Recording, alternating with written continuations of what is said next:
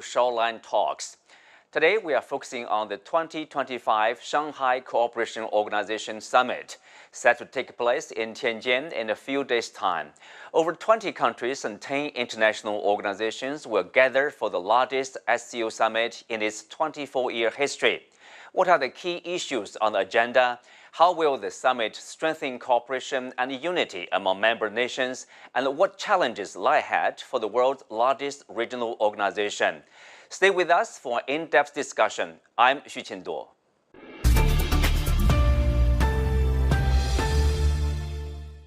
Well, joining me today are Zhou Bo, Senior Fellow at the Center for International Security and Strategy of Tsinghua University, and Zun Ahmad Khan, Research Fellow at the Center for China and Globalization. Alexander Lukin, Academic Head of the Institute of China and Contemporary Asia at the Russian Academy of Sciences. Vanneris Chen, Director of the China-ASEAN Studies Center at Camtech University. Satara Sadiki, Assistant Professor at the Faculty of World Studies at the University of Tehran. And Nurhan El-Sheikh, Professor of International Relations at the Cairo University. Welcome to the show. Well, Mr. Lukin, I will start with you. So we know that the Tianjin Summit of Shanghai Cooperation Organization is coming soon, and it's reported that there will be about more than 20 heads of state or heads of the governments, and also like 10 international organizations. It's said to be the biggest gathering of SCO. So what's your expectation of this summit? It's an interesting event, of course. It happens every year. The official name, by the way, is the meeting of the Council of Heads of State.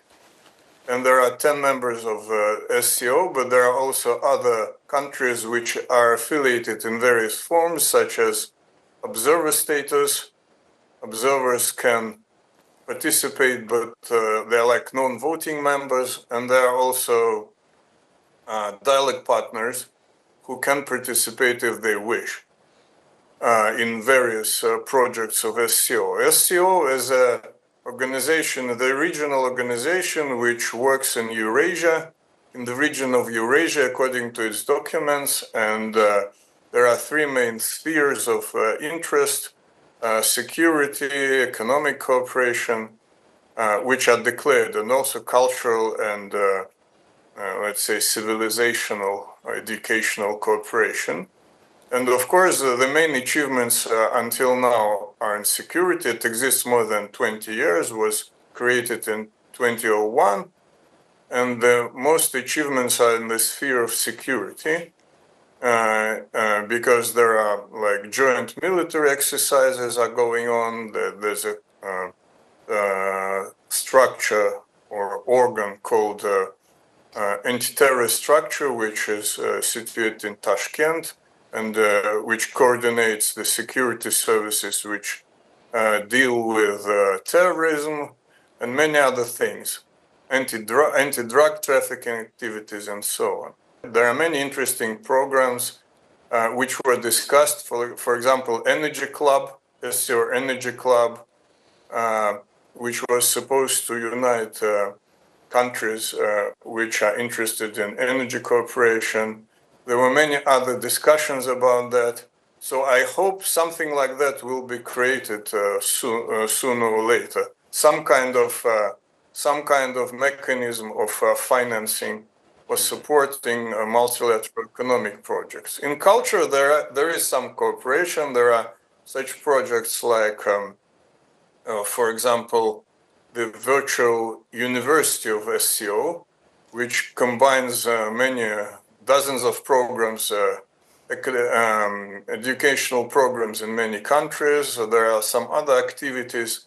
So I hope that the enlargement of SCO, which happened step by step, it used to be 6 countries, now it's 10 countries, it somehow stimulates economic cooperation. Because I think that in the current turbulent, I would say, international environment, it's very important to be economically strong and to promote cooperation in the non-Western world. And SCO is one certainly one of the main organization of non-Western, or let's say, the world of South, the global South. Zong, you have been following the SCO development for a long time. I mean, Mr. Lu can mention an interesting point in the focus should be on economic cooperation right now, given what's happening around the world. Do you agree? I mean, I do have to agree that basically, the premise obviously starting when we talk about the SCO, I think there was also a strong misconception outside of the region that this is the Asian NATO, but it is obviously much broader than that. And of course, as he already mentioned, security cooperation, anti-terrorism, the three evil forces that we talk about, which have plagued the region and impacted everyone, that focus on collective security is central. But broader than that, is that concept of connectivity. And really, I think, if I have to boil it down in a nutshell, the SCO is about conceiving a region that has had historic ties. We prospered in that era when we talk about the Silk Road. We have so much common language, so much common culture, so many common festivals. With the existence, and I would say the further expansion of the SCO, really, I think what the organization is aiming towards is moving towards is a broader sense of connectivity. Now that means obviously economic connectivity as well, which would mean more linkages, more mobility, friendlier visa policies, more scholarships to study in each other's countries, more opportunities to understand each other's culture and all of that. So I think economic is obviously, when we talk about security and safety, the purpose is to have prosperity. So economic cooperation, which is a broader concept. He also mentioned cultural, civilizational, and I think that is also critical at this point. The global South, global majority, the Eurasian landmass, whatever we want to call it, we have had centuries of periods where we were cut off from our own histories, from our own perspectives. And I think gradually, some countries with more economic success like China and a few others that are in the SCO and the region, they have more confidence. But I think as a region collectively, the SCO is creating the space for conversation, dialogues, deeper respect for our past, and to conceive a better reality for our people. It's 40% of the world's population. Now, think about, how fast China has developed after the fast rail network within the country, right? That mobility has galvanized growth. And imagine that happening on a much more broader level. So I think in the end, all of the SCO countries, we want better realities for our people. We want the region to be more relevant. We want more opportunities for our people. And we somehow do complement one another. If you look at it, energy exporters, energy importers, different levels of development, rich cultures, a lot to offer, wealthy countries in terms of heritage. And now in the last 20 years, 25 years, in fact, I think the SCO has achieved a lot in terms of more economic cooperation. You see China's trade with SCO countries has increased 3.5-fold or more. This is true for all of the SCO countries. We are trading more. We understand each other more. We are gaining more confidence together. Yeah. Nurhan in Cairo, Professor, and of course, if you look at the rapid development of SCO in the past 20 plus years, from 6-member to 10-member plus 2 observer status, countries, and also 14 dialogue partners. What is behind this rapid development in terms of the enlargement of members? I think SCO developed dramatically from a regional organization focusing on Asia, particularly Central Asia, focusing on security threats like terrorism, like organized crimes in generally, etc. Now it is, from my point of view, an international organization. It widened dramatically its membership. It is not only Asian. Now we have African like Egypt, Arab, by awareness that is not totally Asian like Saudi Arabia, Qatar, Emirates. And plus European, Belarus. now a full membership. So it is actually, from my point of view, it is an international organization. Also, its perspective to security widen a lot. It is not that traditional meaning of security. We are now dealing in SCO in a wide range of security matters like environmental security. This is one of the main issue, energy security, etc., etc. So I think that gave SCO more and more attractive factors to global south in general, plus the principles of SCO. It gives opportunities, justice, fairness for all members generally. I mean, full members, observers, all dialogue partners. It is the meaning of respect to diversity, to cultural diversity, to interior affairs. All that I think make SCO very attractive to global south in general, and it really introduced help. We witness its very important role in Indian-Pakistani conflict, in Tajik Kyrgyzstan also conflict. So in many ways it succeeded. It's a successful role, make it more and more attractive for all global south. Well, Nurhan, of course, we noticed like of these 14 dialogue partners, I mean, 6 of them, near half of them are from, say, Arab nations.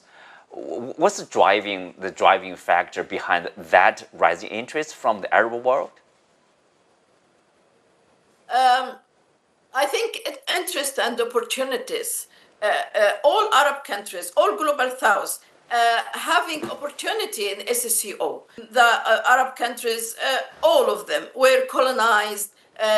So they have no chance in development, no fair chance in development for a long time. So we have opportunities in SCO to have development, to have peace. Actually, SCO, I mean, particularly China, played very important role as a mediator in Iranian, Saudi Arabia tension, and that calm a lot and prevent a lot in Middle East. And we expected actually more from China and other SCO members to help a lot in peace and stability in the region and in the whole world.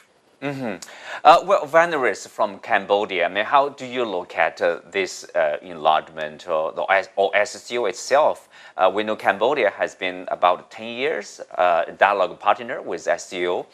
So what the country is looking for, like in what way that might benefit the Cambodia development or Cambodia's global vision? As a small state, Cambodia has been trying to diversify its strategic and also economic partnership across the region. And SCO is perceived as an important kind of mechanism. It's not only at the regional, but inter-regional level. So that is an opportunity for Cambodia to engage with other stakeholders across the region and beyond, especially for economic interests. Because Cambodia is, kind of prioritizing economic engagement with other regional economies.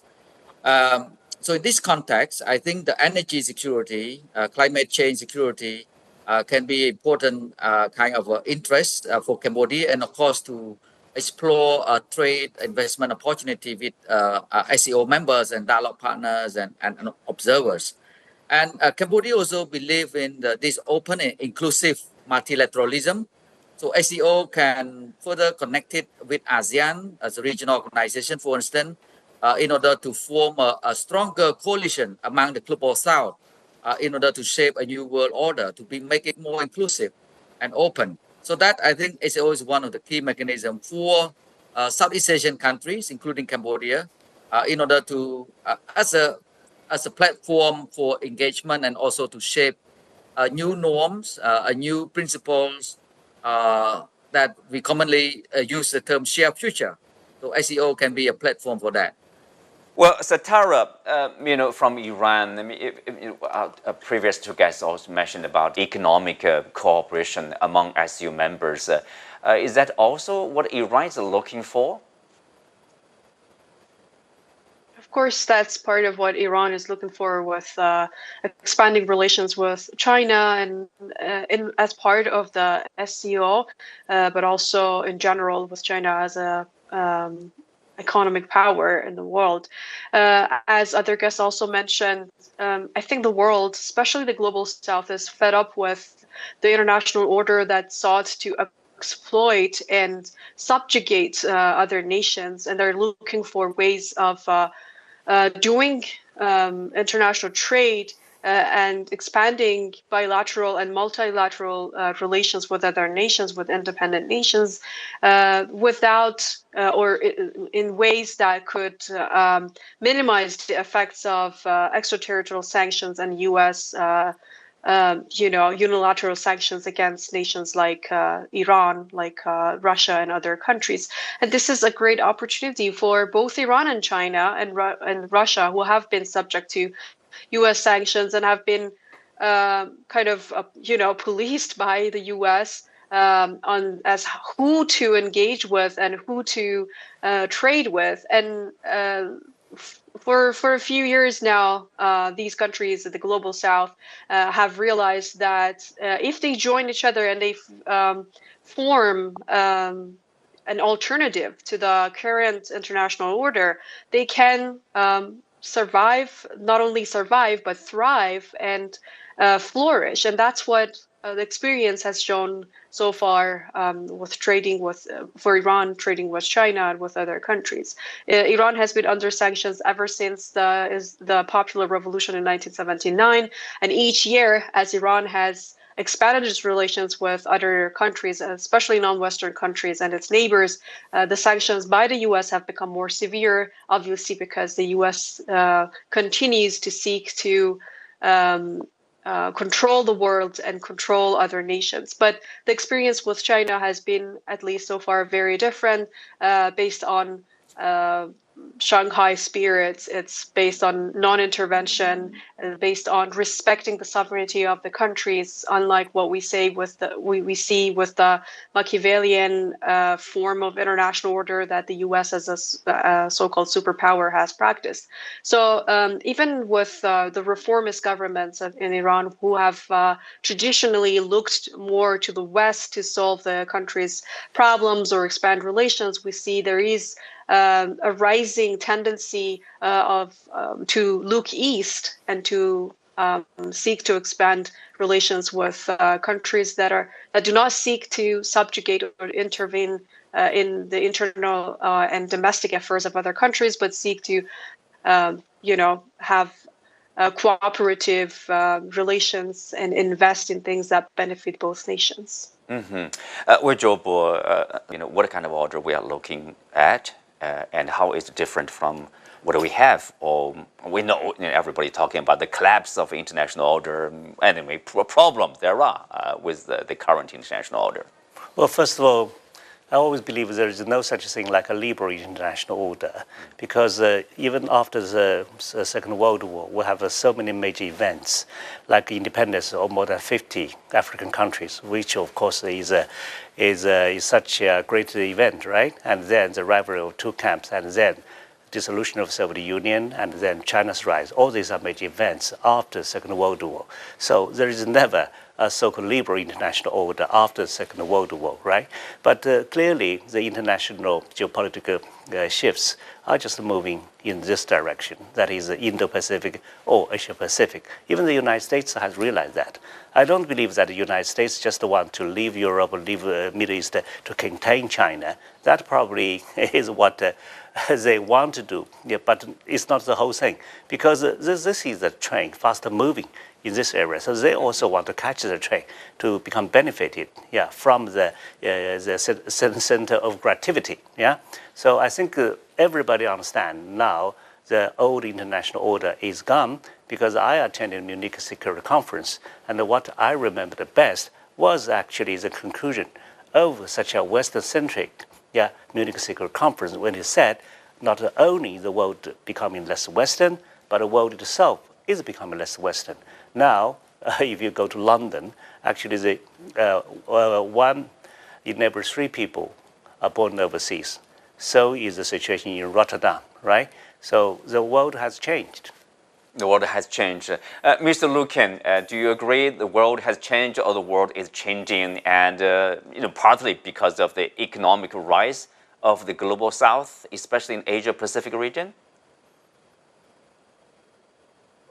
That's correct, of course. The world is changing, and the main reason is the rise of some countries of the global south, I would say, and first of all, China. But not only China, there are, of course, some other prosperous countries.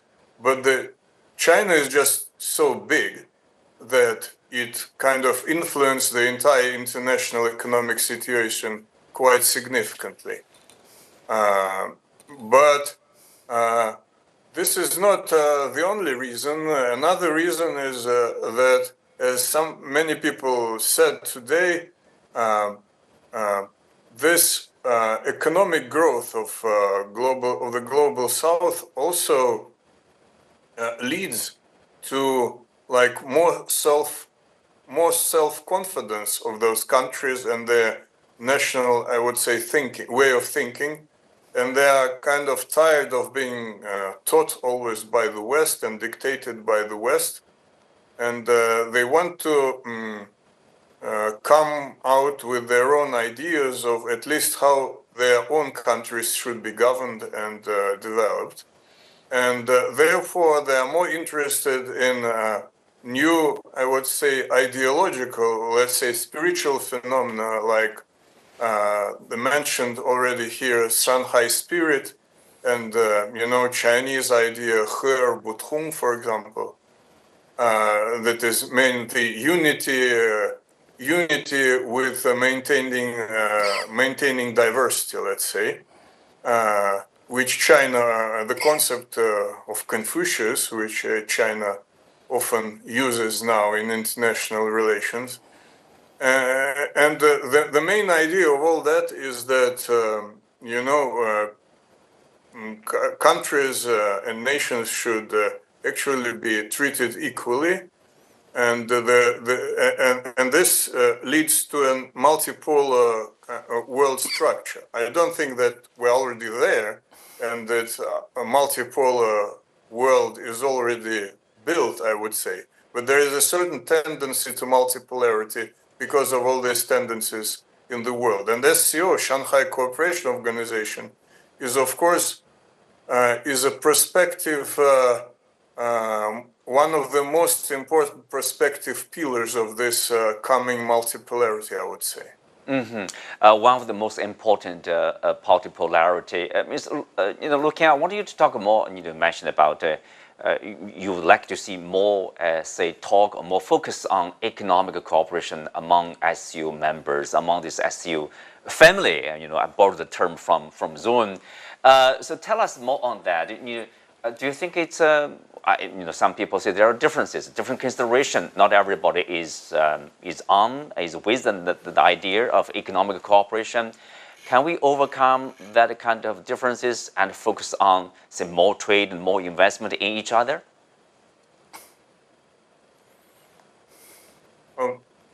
Well, I think, of course, we can do that, but we need to solve. If you are talking about SCO, it should be noted that one should not mix bilateral cooperation, which is growing among countries and including SCO members, and multilateral projects. There is a lack of multilateral projects, and the only thing we need to solve is to create some kind of mechanism. Because when you talk about EU, European Union project, you would mean a project which is financed by some European funds. But there are no SCO funds. SCO does not finance anything. Only the individual governments of the countries finance the economic projects. So that's what we need to solve. But there are some interesting things and like difficult things that we need to solve here. problems. For example, what currency is going to be the common currency of the SCO? Because the dollar is actually, the system based on dollar is abused by the United States, and it's quite clear. And that's why this is the main means of sanctions by the United States. Also, the banking system. The banking system now is severely dependent on the dollar. For example, I tell you one example. The budget of the SCO is paid in American dollars. So Russia now cannot pay its share for the budget because of sanctions, because it's in dollars. So we need to change at least that. So you don't pay to SCO budget in American dollars, but pay in some kind of other currency, which is acceptable to everyone. Mm-hmm. So there are many technical issues. You know, people like to talk about general things, but there are many technical issues that should be solved. Yeah, Nohan, you nodding your head while Lukin was speaking. So you do agree with probably some of the hurdles we should overcome to bring everybody together, make it easier to transaction, cross the border, dealing with each other. Yes, I think I agree with that because, even human transaction depend on how far you are facilitating that money transaction, that cards to be acceptable, local cards for all, SCO. Yes, maybe SCO, it is a security organization, mainly. We shouldn't forget that. But still, the economic also security and financial security is one of the most important aspects of security in general. And we need to go ahead in that to guarantee our national security, I mean financial one, because any economic crisis or financial crisis like what happened in 2008 in the United States affecting the whole globe. So we need to disconnect ourselves from dollars, that I agree totally with it, and also building bridges, building some technical, as Mr. Lukin mentioned, to facilitate all trade, because you know that SCO now focusing more and more on people-to-people interaction. People-to-people interaction is not only a cultural one, it is business, to connect and build networks among businessmen. So to open or to have some ways to facilitate that will definitely consolidate our relation and develop more and more our interactions. Plus, it will guarantee our financial and economic security, which is one of the aims to SCO as well. Well, Zon, if you look at this, investment trade, take China for example. Over the past, I think 2 decades, China's trade with SCO members has surged more than 30 times. And if you look at the first 7 months of this year, for example, China's trade with SCO members, estimates to reach like 2.11 trillion yuan. That's a record high anyway. I would say there's the potential is massive in terms of the trade between SCO members. It's really about how we can tap that kind of potential. No, absolutely. I mean, I think I agree with a lot of points that my co-panelists have made. I think, first of all, there is always, a debate, discussion. What is the focus of the SCO, right? And like our panelists just said, it is primarily security, but then how do we define security? And what is the main purpose? And I also agree with Colonel Joe Bo that actually we also need to, within the SCO, have some mechanism, some system to resolve bilateral conflicts and issues so that they don't spill over into the organization. That said, what you pointed out, the increasing trade figures, this all represents untapped opportunity.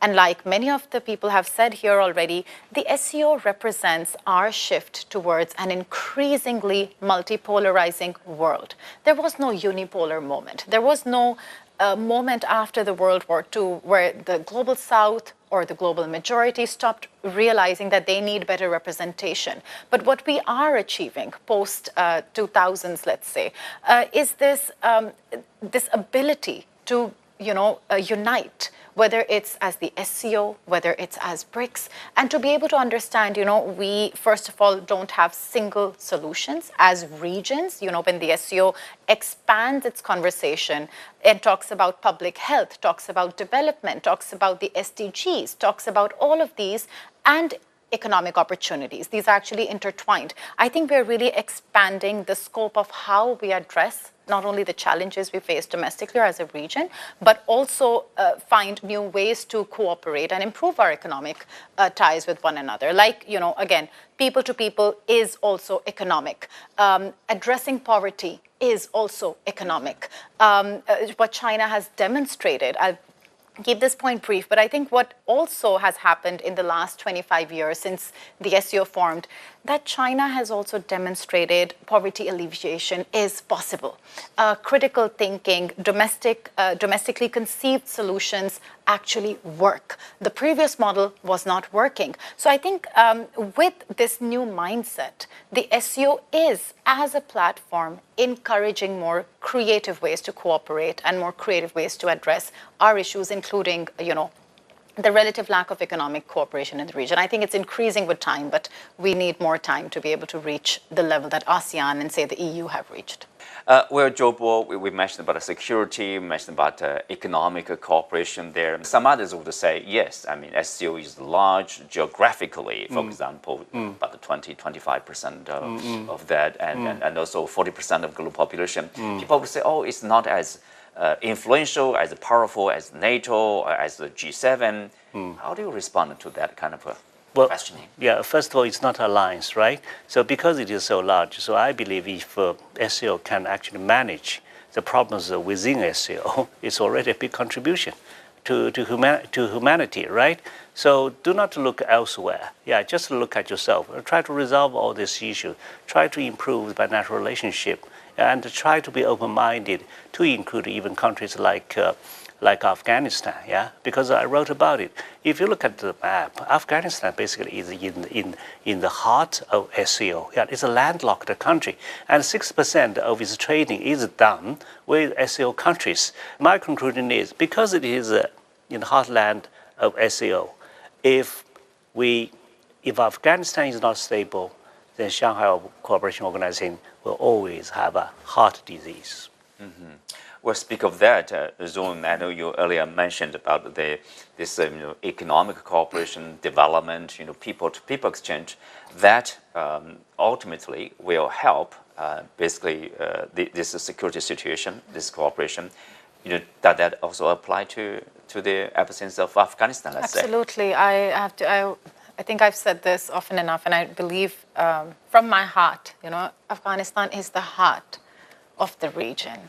And if we want to see a meaningful cooperation, actual prosperity, because in the end, as a region, we prosper and perish together, like China and India, your neighbors, the choice is to prosper together or not, right? And Afghanistan being in the heart, really the connection between Central and South Asia, even, in Pakistan, when we talk about the China-Pakistan Economic Corridor, we always say that the goal is not just a bilateral project. It is to be able to allow Pakistan to serve as, a point for trade from Central Asia through Afghanistan, through Pakistan, towards other regions in the world. So without Afghanistan being a part of that SCO family, an active part of that SCO dream, or without really, the question is, when is Afghanistan ready for that point? Maybe every country will have a different response.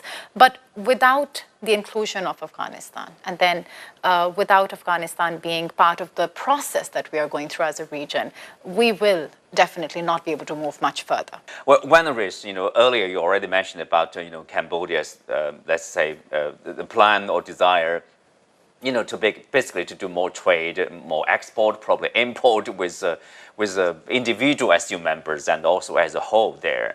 If you look at the economic cooperation, what occurs to mind is, for example, this year, partly they will focus on this digital cooperation or digitalization of industries, etc.